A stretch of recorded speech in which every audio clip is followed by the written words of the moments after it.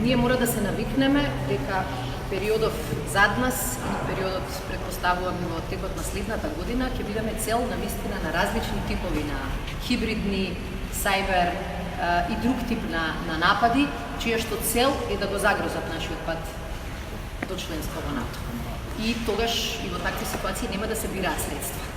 Ова не е средство кое што е искористено само кај нас.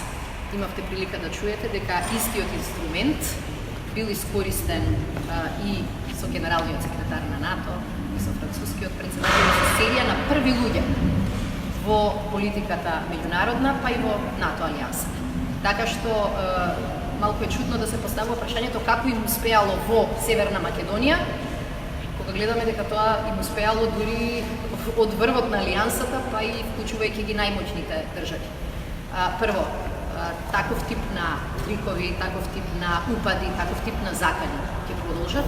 Второ, во овој напад не е пробиено ништо од безбедносна содржина наша и заради тоа не може да стане збор за загрозување на нашите стратешки приоритети. Меѓутоа се разбира дека и ние треба да си ја менуваме целосно безбедносната култура и 10 пати да провериме